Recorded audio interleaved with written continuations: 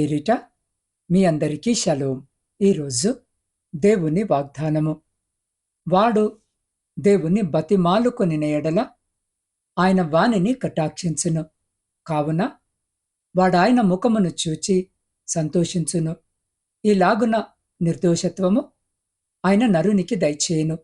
యోబు గ్రంథము 33వ అధ్యాయము 26వ వచనం. ప్రియులారా, వాక్య ధ్యానములోనికి వెళ్లే ముందు తలలు వంచి చిన్న ప్రార్థన చేసుకుందాం. పరిశుద్ధుడవైన మా తండ్రి, ఈ ఉదయకాలమున నీ పాద సన్నిధికి వస్తున్నాం. అయ్యా, ఈ వీడియో చూస్తున్న ప్రతి బిడ్డను దీవించండి. మీ వాక్యము ద్వారా మాతో మాట్లాడండి. మా హృదయాలను మీ వైపు తిప్పుకోమని, మీ కృపను మాపై కుమ్మరించమని యేసు అతి పరిశుద్ధ నామమున ప్రార్థించి అడిగి పొందుకొని ఉన్నాము తండ్రి. ఆమెన్.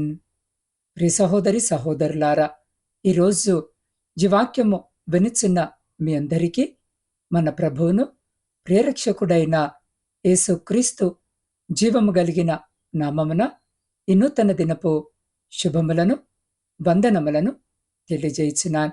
ప్రియులారా, దేవుడు మన ఆయుష్ కాలములో ప్రసాదించిన మరో అద్భుతమైన ఉదయం. ఈరోజు మనము ధ్యానించుకోబోయే వాక్యము యోబు గ్రంథము 33వ అధ్యాయము 26వ వచనం. ప్రియులారా, చాలా మంది క్రైస్తవ జీవితములో ఒక రకమైన అపరాధ భావముతో బ్రతుకుతూ ఉంటారు. నేను ప్రార్థన చేస్తున్నాను కానీ దేవుడు నా వైపు చూస్తున్నాడా? నేను గతములో చేసిన పొరపాట్లు నా ప్రార్థనకు అడ్డుగా ఉన్నాయా అని మదన పడుతూ ఉంటారు. అయితే ఈ వచనము ఒక అద్భుతమైన రక్షణ కవచము వంటిది. ఇందులో 3 దశలున్నాయి. మొదటిది విజ్ఞాపన, మనము దీన మనసుతో ఆయనను బతిమాలుకోవడము. రెండవది అంగీకారము, ఆయన మనల్ని తృణీకరించక తన కటాక్షాన్ని చూపడము. మూడవది పునరుద్ధరణ, పోగొట్టుకున్న సంతోషాన్ని, నీతిని ఆయన మనకు తిరిగి ఇవ్వడం.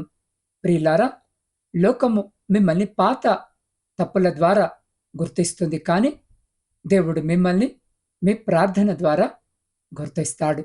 ప్రియులారా, ఒక ప్రసిద్ధ చిత్రకారుడు ప్రశాంతత మరియు పశ్చాత్తాపము అనే అంశము మీద ఒక పెయింటింగ్ వేయాలని అనుకున్నాడు.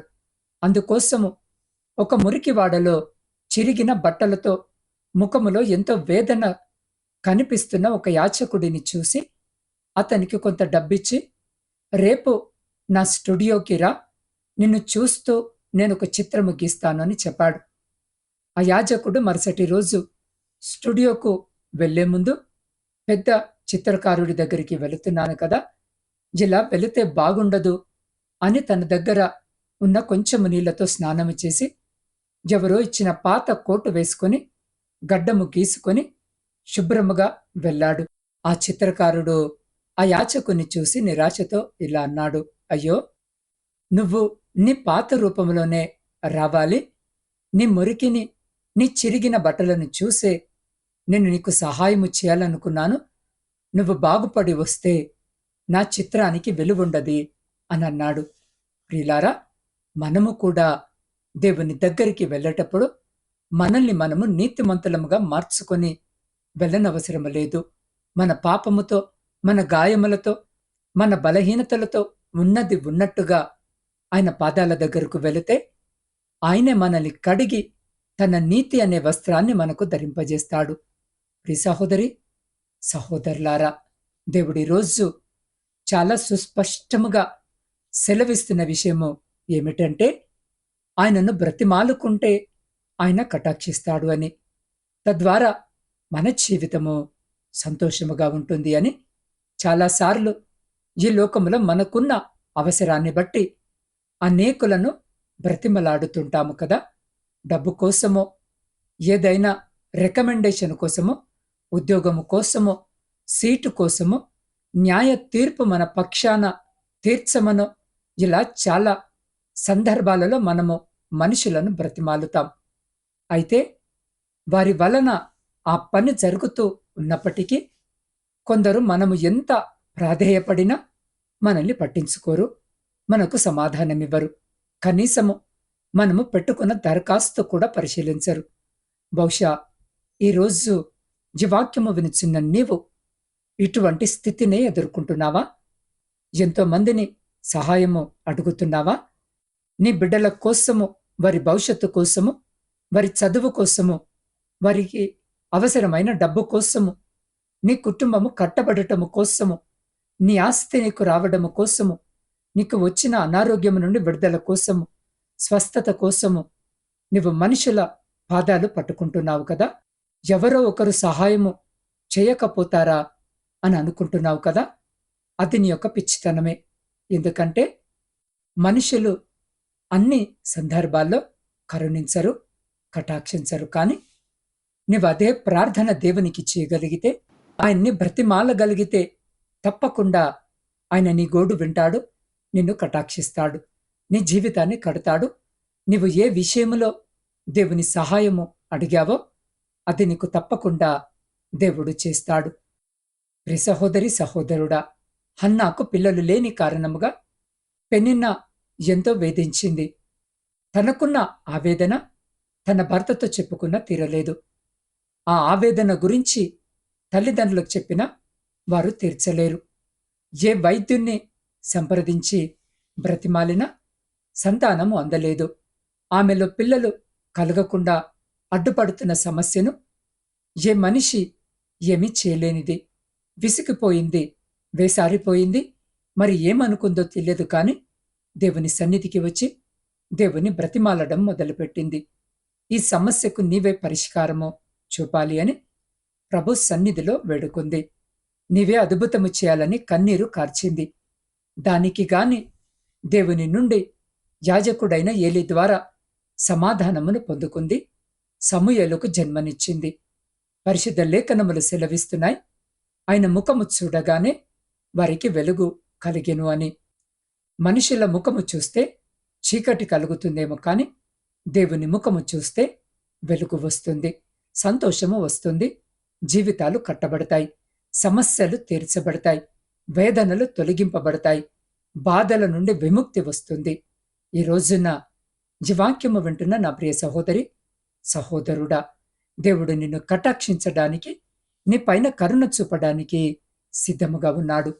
మరి నీవు ఆయన్ని బ్రతిమాలుకోవడానికి సిద్ధముగా ఉన్నావా? దేవుని కరుణ లేక ఆయన కటాక్షము సామాన్యమైనది కాదు, బలమైనది, ఆశ్చర్యమైనది. నీ జీవితాన్ని మారుస్తుంది. బహుశా మనుషులు నిన్ను కటాక్షించినా నీకు పెద్ద ఉపయోగము ఉండకపోవచ్చు. దేవుడు కటాక్షిస్తే చనిపోయేవారు కూడా బ్రతుకుతారు, సొమ్మసిల్లేవారు బలము పొందుకుంటారు. లేఖనాలు సెలవిస్తున్నాయి, దేవుడు వాని యందు కరుణ చూపి పాతాళములోనికి దిగి వెళ్లకుండా వానిని విడిపించును. ప్రాయశ్చిత్తము నాకు దొరికినదని సెలవిచ్చెను. అప్పుడు వాని మాంసము బాలుర మాంసము కన్నా ఆరోగ్యముగా నుండును. వానికి తన చిన్ననాటి స్థితి కలుగునని యోబు తనకు వచ్చినటువంటి కష్టాన్ని బట్టి తన దగ్గరికి వచ్చినటువంటి స్నేహితులను ఏ విషయంలోనూ బ్రతిమలాడలేదు. ఆహారము పెట్టండి, డాక్టర్ దగ్గరికి తీసుకెళ్ళండి, నాకు ఒక గృహము ఇప్పించండి, న్యాయము తీర్చండి అని అడగలేదు. దేవుని మాత్రమే వేడుకున్నాడు, ఆయన సహాయము కోరుకున్నాడు. దానికి ఫలితముగా ఆయన కరుణ యోబుకు కలిగి అద్భుతముగా యోబు తిరిగి ఆశీర్వదించబడ్డాడు. బాలుని శరీరము వలె మార్పు చెందాడు. ఈరోజు వాక్యము వినుచున్న నీకు కష్టము ఉంది, బలహీనత ఉంది, శోధన ఉంది.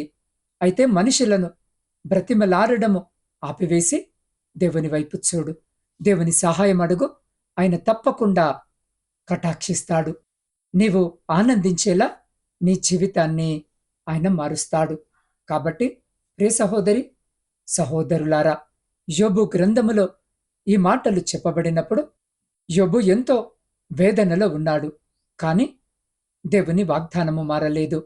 ఈరోజు ఏ స్థితిలో ఉన్నా, వ్యాధితో ఉన్నా, అప్పుల బాధతో ఉన్నా, లేదా ఎవరికి చెప్పుకోలేని పాపపు ఊబిలో ఉన్నా, దేవుడు మీ ముఖములో సంతోషాన్ని చూడాలని కోరుకుంటున్నాడు. ఆయన ముఖము చూచి సంతోషించును అని వ్రాయబడి ఉంది. అంటే దేవుడు మిమ్మల్ని చూసి ముఖము తిప్పుకునేవాడు కాదు, మిమ్మల్ని చూసి నవ్వే తండ్రి ఆయన. మీరు ఆయన దగ్గరకు వస్తే మీ గతాన్ని ఆయన తుడిచివేస్తాడు. మీ మీద ఉన్న దోషి అనే ముద్రను తీసివేసి నిర్దోషి అనే సర్టిఫికెట్ ఇస్తాడు. అదే ఆయనిచ్చే అసలైన స్వేచ్ఛ. కాబట్టి ప్రియ సహోదరి సహోదరుడా, ఈ వాక్యము వింటున్న మీరున్న చోటే ఒక నిమిషము కళ్ళు మూసుకోండి. మీ హృదయం మీద చేయి వేసుకోండి. మీరు దేవునికి దూరముగా ఉన్నాను అని మీకు అనిపిస్తుందా?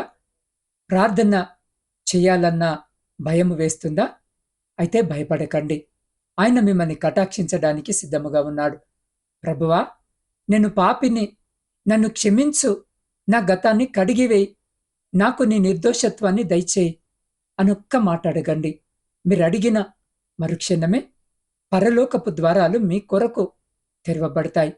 మీ హృదయంలో ఒక నూతన సంతోషము ఉదయిస్తుంది. కాబట్టి ఈరోజు ఈ వాక్యము వింటున్న మీరు ఉన్న చోటే, ఉన్న స్థితిలోనే వీలైతే మీ చేతులు ఆకాశము వైపుకెత్తి నాతో పాటు ప్రార్థనలో ఏకీభవించండి. సకల ఆశీర్వాదాలకు ఆధారభూతుడా, సర్వోన్నతుడా, మీ ఘనమైన ఉన్నతమైన నామాన్ని బట్టి స్తుతులు, స్తోత్రాలు, వందనాలను చెల్లిస్తున్నాం. అయా, ఈ సమయమందు మీ వాక్యాన్ని విని ఉన్న ప్రతి బిడ్డను మీ హస్తాలకు అప్పగిస్తున్నాను. ప్రభువా, ఈ వీడియో చూస్తున్న వారిలో ఎందరో భారమైన హృదయాలతో, కన్నీళ్లతో నా జీవితం ఇంతేనా అనే నిరాశతో ఉన్నారో మీరు ఎరుగుదురు. యోబు గ్రంథము 33వ అధ్యాయము 26వ వచన వాగ్దానము ప్రకారము ఎవరైతే ఈ క్షణాన హృదయపూర్వకంగా మిమ్మల్ని బ్రతిమలాడుకుంటున్నారో అయ్యా, వారిపై మీ కటాక్షాన్ని కుమ్మరించండి తండ్రి. అయ్యా, వారి గత కాలపు తప్పులను, దోషాలను మీ అమూల్యమైన రక్తంతో కడిగి పవిత్రపరచండి. లోకము వారిని వేలెత్తి చూపొచ్చు, కానీ మీరు వారిని హత్తుకుని నువ్వు నా బిడ్డవు, నువ్వు నిర్దోషివి అని ప్రకటిస్తున్నందుకు వందనాలు. దేవా, వారి ముఖములో పోగొట్టుకున్న సంతోషాన్ని తిరిగి ప్రసాదించండి. వ్యాధితో ఉన్న వారికి స్వస్థతను, అప్పుల ఊబిలో ఉన్న వారికి ఆర్థిక విడుదలను, కుటుంబ సమస్యలతో నలిగిపోతున్న వారికి నెమ్మదిని దయచేయండి. ఈ రోజంతా మీ కృప వారికి తోడుగా ఉంచండి. వారు వెళ్లే మార్గములో అపాయము రాకుండా కాపాడండి. ఈ వాక్యము విన్న ప్రతి ఒక్కరి జీవితంలో ఒక గొప్ప అద్భుతాన్ని మేము చూడబోతున్నామని నమ్ముతున్నాం. ప్రభువా, రేపటి ఉదయము వారు నిద్ర లేచేసరికి మీ సంతోషము వారి హృదయాల్లో ఉప్పొంగాలి. వారి ప్రార్థనలను మీరు ఆలకించమని మీ పాద సన్నిధిలో వేడుకుంటున్నాం.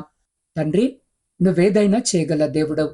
కాబట్టి రోజు నీ పాద సన్నిధికి వస్తూ ఉండగా ప్రతి బిడ్డని జ్ఞాపకం చేసుకోండి. ప్రత్యేకముగా క్యాన్సర్ వ్యాధి చేత బాధింపబడుతున్న బిడ్డల్ని జ్ఞాపకం చేసుకోండి. గుండె సంబంధిత వ్యాధుల చేత బాధపడుతున్న బిడ్డల్ని జ్ఞాపకం చేసుకోండి. పక్షవాతముతో బాధపడుతున్న బిడ్డల్ని జ్ఞాపకం చేసుకోండి. కిడ్నీ సమస్యలతో బాధపడుతున్న బిడ్డల్ని జ్ఞాపకం చేసుకోండి. అంధకార సంబంధమైన శక్తుల ద్వారా పీడింపబడుతున్న బిడ్డల్ని జ్ఞాపకం చేసుకోండి. అల్సర్తో బాధపడుతున్న బిడ్డల్ని జ్ఞాపకం చేసుకోండి. దేవా, హెచ్ఐవి చేత బాధపడుతున్న బిడ్డల్ని జ్ఞాపకం చేసుకోండి. ఒంటరితనంతో బాధపడుతున్న బిడ్డల్ని జ్ఞాపకం చేసుకోండి. మూర్ఛ వ్యాధి చేత బాధింపబడుతున్న బిడ్డలను జ్ఞాపకము చేసుకుని మా కొరకు గాయపడిన మీ పరిశుద్ధమైన హస్తముతో తాకి శీఘ్రమైన స్వస్థతను, మంచి ఆరోగ్యమును బిడ్డలకు దయచేయమని వేడుకుంటున్నాం. దేవ, ప్రాముఖ్యముగా కుటుంబ పోషణకై కుటుంబాలను వదిలి పరాయి దేశములో కష్టపడి పని చేసుకుంటున్న ప్రతి బిడ్డను జ్ఞాపకం చేసుకోండి నాయన. వారి చేతుల కష్టార్జితాన్ని ఆశీర్వదించండి. అయా, అక్కడ స్వేచ్ఛగా పని చేసుకున్నటకు కావలసిన అనుమతులు లేక, అకామాలు రాక, వేదనతో కన్నీటితో మీ వైపు చూస్తున్న ప్రతి బిడ్డకు అకామాను దయచేయండి తండ్రి. అక్కడ బాధపడుతున్న, హింసింపబడుతున్న ప్రతి బిడ్డను కాపాడి సంరక్షించండి. దేవా, బిడ్డల చోట ఒంటరిగా ఉంటుండగా ఎలాంటి చెడ్డు సహవాసాల జోలికి బిడ్డలు వెళ్లకుండా వారి చుట్టూ కంచె వేసి వారిని, వారి కుటుంబాలను మీ కృపలో భద్రపరచండి. ప్రపంచంలో శాంతిని, సమాధానాన్ని కలిగించి విడిపోయిన విచ్ఛిన్నమైన ప్రతి కుటుంబాన్ని తిరిగి కట్టుమని వేడుకుంటున్నాం. దేవ, ప్రాముఖ్యముగా నాత్మీయ కుటుంబ సభ్యులందరినీ మీ పరిశుద్ధ పాదాల చెంతకు తీసుకొని వస్తుండగా ఈ దినము వారి ప్రతి ప్రార్థన విన్నపాన్ని మీరు ఆలకించి అంగీకరించి వారి ప్రతి న్యాయమైన కోరికకు సమాధానము దయచేసి మీ ఆకాశపు వాక్యములను విప్పి సమృద్ధికరమైన దీవెన ఆశీర్వాదాల చేత బిడ్డల జీవితాలను, కుటుంబాలను దీవించి ఆశీర్వదించి తృప్తిపరిచి మీరే ఘనత, మహిమ, ప్రభావాలు పొందుమని మా ప్రభువును మీ ప్రియకుమారుడైన యేసుక్రీస్తు మహిమ కలిగిన నామమున ప్రార్థించి స్తుతించి అడిగి పొందుకొని ఉన్నాము తండ్రి. ఆమెన్.